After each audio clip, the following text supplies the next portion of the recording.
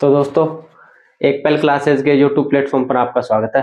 आज का अपना विषय रहने वाला है जो यूजीसी बिल जो लेके आए थे गवर्नमेंट, वो अपना आज का विषय रहने वाला है। ये अपना ही विषय नहीं, बाकी अपने इंडिया का भी अभी चर्चाओं में रहा ये विषय। तो इसके बारे में आज अपन बात करने वाले कि क्या है यूजीसी और इसके क्या क्या प्रावधान थे, इसका क्यों विरोध किया जा रहा है, इस बारे में अपन बात करने वाले। तो सबसे पहले अपन बात करें तो यूजीसी की जो फुल फॉर्म होती है वो होती है यूनिवर्सिटी ग्रांट्स कमीशन। जो विश्वविद्यालय अनुदान जो आयोग होता है वो इसकी फुल फॉर्म होती है। और जो बिल लेके आए थे वो अपने विश्वविद्यालय समता विनियमन 2026 लेके आए थे। तो उसके बारे में बात करते हैं अपन।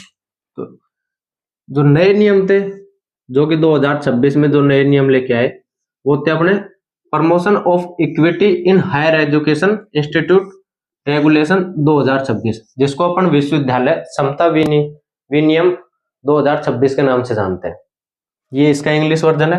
यूजीसी की अपन बात कर रहे थे विश्वविद्यालय अनुदान आयोग, जो जिसके द्वारा ये बिल लेके आया गया।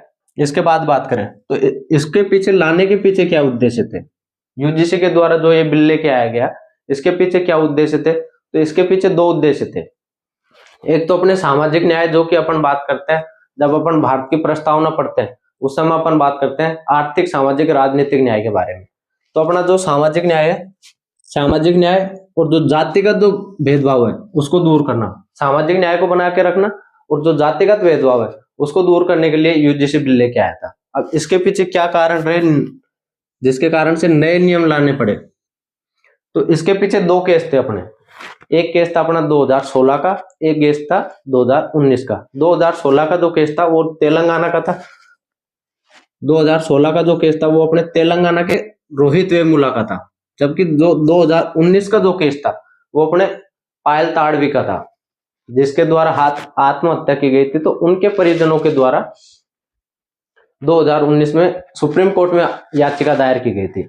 सुप्रीम कोर्ट में उनके द्वारा याचिका दायर की गई तो सुप्रीम कोर्ट के द्वारा नियम लाने के आदेश दिया गया। 29 अगस्त 2019 को सुप्रीम कोर्ट में याचिका दायर हुई और नियम लाने का आदेश दिया गया सुप्रीम कोर्ट के द्वारा जनवरी 2025 में। जनवरी 2025 में इसके ऊपर सुप्रीम कोर्ट ने नियम लाने का आदेश दिया और इसके लिए जो ड्राफ्ट जो तैयार किया गया था, इसका जो सांचा बनाया गया वो बनाया गया था अपने फरवरी 2025 में। फरवरी 2025 में इसके लिए ड्राफ्ट तैयार किया गया था यूजीसी बिल के लिए। अब इसमें नए नियमों में क्या क्या प्रावधान थे, नए नियमों में क्या क्या प्रावधान जोड़े गए, इसके बारे में अपन बात करें तो जो अपने शेड्यूल कास्ट, शेड्यूल ट्राइब और जो ओबीसी है उसके बारे में, जो अदर जो बैकवर्ड क्लास है, जो अन्य जो पिछड़ा वर्ग है, उनके लिए नियम लाए गए थे। इसमें उनके लिए कुछ प्रावधान किए गए थे। एससी एसटी और ओबीसी के लिए इसमें प्रावधान किए गए और इसमें कुछ नई चीजें जोड़ी गई विश्वविद्यालय में कि विश्वविद्यालय परिसर में ये चीजें उपलब्ध होनी चाहिए। एक तो जोड़ा गया था कि 24x7 आवर्स जो हेल्पलाइन है वो हेल्पलाइन चालू होनी चाहिए।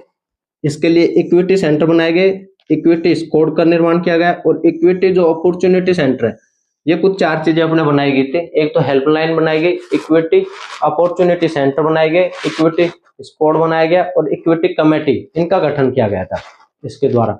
और जिन विश्वविद्यालयों में ये गठित नहीं होगा उनकी मान्यता रद्द करने का भी इसमें प्रावधान किया गया था।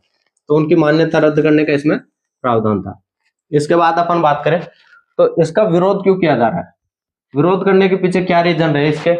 तो जो सामान्य वर्ग है उनके द्वारा इस जो बिल लेके आया गया था इसका विरोध किया जा रहा है। तो इसके पीछे उनके क्या क्या तर्क दिए जाते हैं कि भाई इसके द्वारा क्या किया जाएगा कि सामान्य वर्ग को निशाना बनाया जाएगा।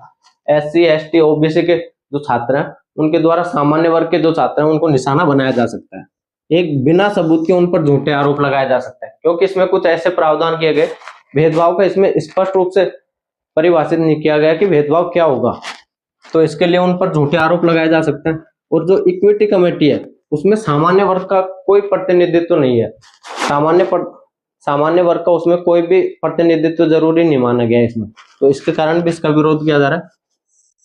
और बात करें तो जो इक्विटी जो स्क्वाड बनाया गया उसके अधिक अधिकार दिए गए, उसके हाथों में अधिक शक्तियां दी गई, इसलिए जो सामान्य वर्ग है उसके द्वारा इस बिल का विरोध किया जा रहा है। इसके बाद बात करें अपन तो सुप्रीम सुप्रीम कोर्ट के द्वारा इस पर क्या फैसला लिया गया है? सुप्रीम कोर्ट के द्वारा इस पे वर्तमान समय में रोक लगा दी गई है और सुप्रीम कोर्ट के द्वारा आदेश जारी किया गया है कि जो यूजीसी नियम 2012 के थे, जो पहले से लागू थे, वही नियम लागू रहेंगे। तो ये तो अपने सुप्रीम कोर्ट ने आदेश दिया कि जो 2012 के यूजीसी के नियम थे वो लागू रहेंगे और वर्तमान में इस पर रोक लगाएगी। अब ये कौन, किन के द्वारा ये फैसला लिया गया सुप्रीम कोर्ट में? तो सुप्रीम कोर्ट के जो सीजीआई हैं अपने, जो अपने सूर्यकांत जी हैं, CGI chief justice of India, और जो अपने सीजे हैं चीफ जस्टिस जॉयमाला, उनकी एक बेंच थी, उनके द्वारा यह फैसला लिया गया। और ये फैसला लेने के पीछे उनके द्वारा जो तर्क दिया जा रहा है, वो तर्क दिया जा रहा है कि अपना जो उद्देश्य है वो जाति विहीन समाज की तरफ बढ़ना है। जाति विहीन समाज की तरफ बढ़ना हमारा उद्देश्य है, ना कि जातिगत राजनीति में फंसना। तो ये अपना यूजीसी बिल था। अब आपको इसके बारे में अपन ने खूब सारे डिटेल में बात की और अपन आगे क्लासों में बात करेंगे। धन्यवाद दोस्तों।